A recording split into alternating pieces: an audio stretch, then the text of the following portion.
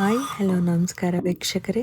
ಕಳೆದ 4 ಭಾಗಗಳಲ್ಲಿ 400 ವರ್ಷಗಳ ಹಿಂದೆ ನಡೆದ ನಿಗೂಢ ಘಟನೆಯಲ್ಲಿ ಒಂದಾದ ಅಲಮೇಲಮ್ಮನ ಶಾಪದ ಕುರಿತಾದ ಸಂಪೂರ್ಣ ಮಾಹಿತಿಯನ್ನು ತಿಳಿಸ್ಕೊಟ್ಟಿದ್ದೆ. ಈ ವಿಡಿಯೋದಲ್ಲಿ ಅಂತಿಮ ಭಾಗ ಹಾಗೂ ಭಾವುಕವಾಗುವ ಭಾಗವನ್ನು ತಿಳಿಸ್ಕೊಡ್ತೀನಿ.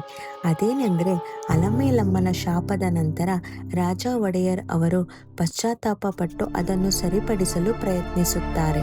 ಅಲಮೇಲಮ್ಮನ ಆತ್ಮಾರ್ಪಣೆ ಮತ್ತು ಶಾಪದ ಸುದ್ದಿ ಕೇಳಿ ರಾಜ ಒಡೆಯರ್ ಅವರಿಗೆ ತುಂಬ ಬೇಸರವಾಯಿತು. ತಾವು ಮಾಡಿದ ತಪ್ಪಿಗೆ ಪ್ರಾಯಶ್ಚಿತ್ತ ಮಾಡಿಕೊಳ್ಳಲು ನಿರ್ಧರಿಸಿದರು.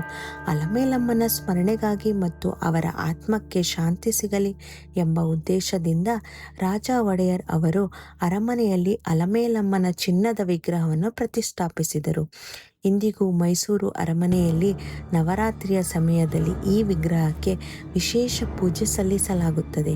ಹೀಗೆ ಮೈಸೂರು ಅರಸರ ಇತಿಹಾಸದಲ್ಲಿ ಅಲಮೇಲಮ್ಮನ ಶಾಪ ರಾಜ ಮನೆತನದ ದಿಕ್ಕನ್ನೇ ಬದಲಿಸಿತು.